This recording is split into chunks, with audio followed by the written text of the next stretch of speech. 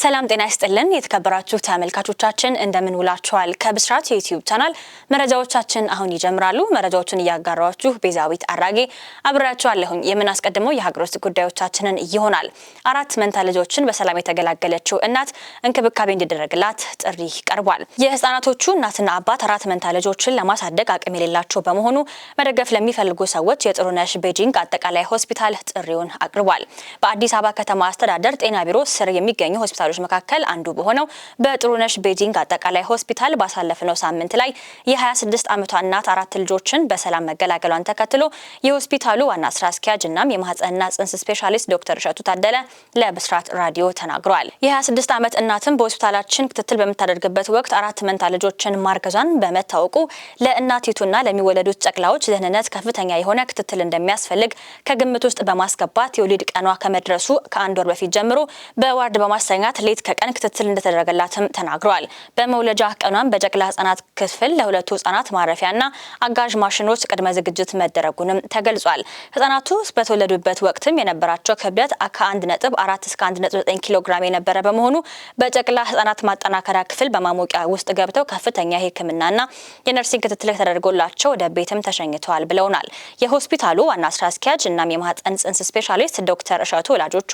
ወጣቶች ተከራይተው የሚኖሩ በመሆናቸው ህጻናቱን ለማሳደግ የሚረዱ የቤት ኪራይ የህጻናት ወተት የዳይፐርና እናቲቱ ገቢ የምታገኝበትን ስራ ለመፍጠር የበጎ አድራጊዎች ድጋፍ እንዲያደርጉላትም ዶክተር እሸቱ ጥሪያቸውን አቅርበዋል እንግዲህ እነዚህ አራቱ ልጆች በትክክል እንዲያርጉ የእናትና የአባት ብቻ ሳይሆን የሚመለከታቸው አቅም ያላቸው ሰዎች በሙሉ አትሊስት አንድ እናት ልጆችን ስታሳድግ ስታጠባ ስትሬሱ አንዳንድ ጊዜ ምንም የሚባል ነገር አለ ፖስትፓርተም ሳይኮሲስ ወይ ደግሞ ፖስትፓርተም ብሉስ ፖስትፓርተም ዲፕሬሽን የሚባሉ ነገሮች አሉና እነዚህን ጫናዎች እንዳይመጡባት ምናልባት ኢኮኖሚካሊ ወይም ሰፖርት ልትደረግ ይገባል አስፈላጊውን የጤና ትምህርት በሙሉ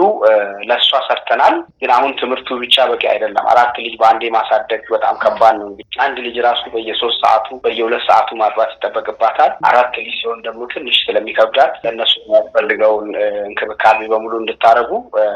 አደራ እንላለን እንደ ሆስፒታል እናትየው ህጻናቱን እንዴት ማጥባትና መንከባከብ እንዳለባት እንዲሁም ከወሊድ በኋላ ስላሉ ጉዳዮች አስፈላጊ የጤና ትምህርቶች በሆስፒታሉ ባለሙያዎች አማካኝነት ተሰጥቷታል ሲሉ የህክምና ባለሙያዎች ጨምረው ገልጸውልናል ስትል ባልደረባችን ትግስት ላቀው ዘግባለች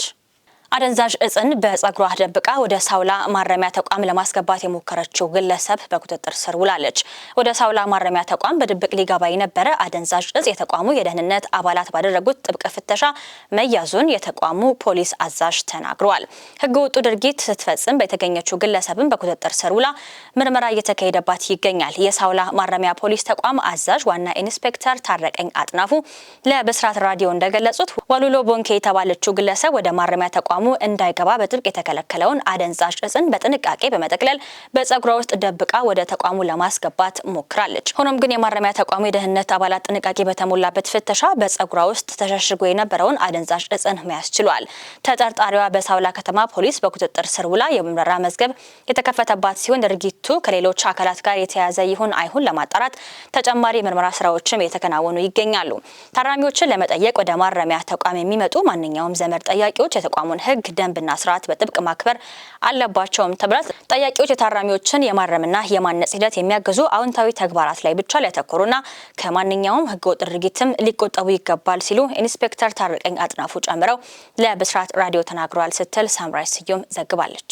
ክብራትና ክብራን ወደ ባህር ማዶ መረጃችን ስንሻገር መዳረሻችን ወደ ሩሲያ ይወስደናል የሩሲያ ጥቃቶች በካርኪቭ የ10 ሰዎችን ህይወት መቅጠፉ ተገልጿል ዩክሬን ሌሊቱን በሙሉ ከ620 በላይ ድሮኖችን ወደ ሞስኮ የተተኮሰች ሲሆን ይህም በአመት ውስጥ ከታየው ትልቁ ጥቃት እንደሆነም ተዘግቧል በሌላ በኩል ደግሞ የሩሲያ ጥቃቶች በዩክሬን ካርኪቭ ክልል የ10 ሰዎችን ህይወት መቅጠፋቸውን የሩሲያና የዩክሬን ባለስልጣናት ገልጸዋል የሞስኮ ከንቲባ ሰርጌይ ሶቦኒያን እንደተናገሩት ከሰኞ ምሽት እስከ ማክሰኞ ሌሊት 11 ሰዓት ባለው ጊዜ ውስጥ ወደ ሞስኮ ያመሩ ከ620 በላይ ድሮኖች መካከል 180 የሚሆኑት በሩሲያ መከላከያ ተደምስሰዋል አክለውም በኋላ ላይ ወደ ዋና ከተማ በመጓዝ ላይ የነበሩ ተጨማሪ 17 ድሮኖችን መጣላቸውን ተናግረዋል የሩሲያ መንግስታዊ የዜና ኤጀንሲ ታዝ ይህንን የድሮን ድብደባ ባለፉት 2 ዓመታት ውስጥ በሞስኮ ላይ የተፈጸመ ትልቁ የድሮን ጥቃት ሲል ገልጾታል በሌላ በኩል የዩክሬን አየር ኃይል ሌሊቱን ከተተኮሱት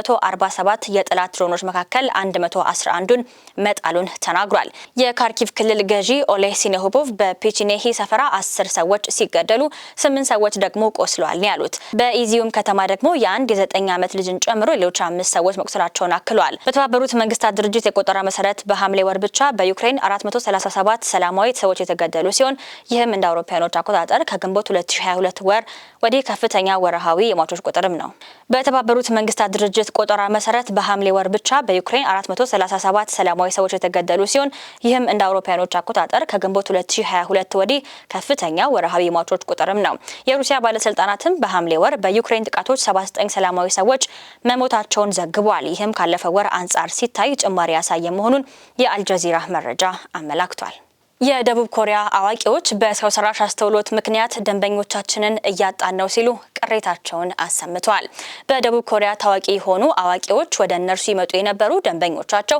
በአርቲፊሻል ኢንተለጀንስ ምክንያት እንደጠፉባቸው ይናገራሉ። በሴኡል ዳርቻ በሚገኘው የሚያ መንደር የሚገኙ የጥንታዊ እድል ተንባዮች ደንበኞቻቸውን እየቀነሱ መጥተዋል። ምክንያቱም ደግሞ ከመንደሩ ውስጥ ወደሚገኙ ባህላዊ እድል ተንባዮች ከመሄድ ይልቅ በኢንተርኔት ወይም ደግሞ በኤአይ ቴክኖሎጂ በመጠቀም እድላቸውን ማወቅ በመምረጣቸውም ነው። የ86 ዓመቷ ሶንግ አሱን በዚህ መንደር ከቀሩት ጥቂት እድል ተንባዮች መካከል አንዷ መሆናቸውን ገልጸዋል። ይህ ማህበረሰብ የደቡብ ኮሪያ ሰዎች ስለ ጤና፣ ገንዘብ፣ ፍቅርና የወደፊት እጣ ፈንታቸው ምክር ለመጠየቅ የሚመጡበት ቦታ እንደነበረ ይገልጻሉ። ነገር ግን ዛሬ በኤአይ ቴክኖሎጂ ከተገናኙ ሀገራት አንዷ በሆነችው ደቡብ ኮሪያ የእድል ትንበያ በሰዎች መታመን አቁሟል። ሶንግ አሁንም ከኢንተርኔት ርቀው የሚኖሩ ሲሆን እድልን ለመተንበይ አራቱ የእጣ ፈንታ ምሰሶች የሚባለውን የኮሪያ ኮከብ ቆጠራ ዘዴ በብሬል እንደሚጠቀሙም ተነግሯል። ለ40 ዓመታት ያህል ያካበቱት ይህ ልምድም በኤአይ በቀላሉ ሊተካው የማይችለው ችሎታ ነው ሲሉ ባለሙያ ገልጸዋል። አክለውም ለመሞት እንኳን የመጡ ሰዎች ህይወትን እንዲቀጥሉ አሳመኛቸዋለሁ የሚል ምላሽን ሰጥተዋል። በአካባቢው በአንድ ወቅት 70 ወይም 80 የሚያህሉ እድል ተንባዮች የነበሩት ቢሆንም አሁን ላይ ግን ከ20 በታች ቀርቷል። እንደ ኢኖፎሬስ የተባለ የጀማሪ ኩባንያ ትንተና ድርጅት ገለጻ በደቡብ ኮሪያ የእድል ትንበያ ኢንዱስትሪ በ2024 ወደ 1.4 ትሪሊየን ወን ወይም ደግሞ 986 ሚሊዮን ዶላርም ደርሷል። ነገር ግን ብዙ ሰዎች አሁን የእድል ትንበያ ለማግኘት ከቻትጂፒቲ እና ጄሚናይ ያሉ የኤአይ መተግበሪያዎችን እየተጠቀሙ መሆኑን ተረጋግጧል። እነዚህም ብዙውን ጊዜ ነፃ ወይንም በዝቅተኛ ዋጋ አገልግሎትን ይሰጣሉ። ሶንግ ግን ለአንድ የእድል ትንበያ 50,000 ወን እንደምታስከፍል ተገልጿል። ክብራትና ክብራን ከብስራት ዩቲዩብ ቻናል መረጃዎቻችን እነኚህ ነበሩ። መረጃዎችን እያጋራችሁ ቤዛዊት አራጌ አብሬያችሁ ቆየሁኝ። ፈጣን ቀላል መረጃዎችን ለማግኘት የብስራት ዩቲዩብ ገጽን ላይክ፣ ሼር እንዲሁም ሰብስክራይብ ማድረግ እንዳይረሳ። መልካም ሁሉ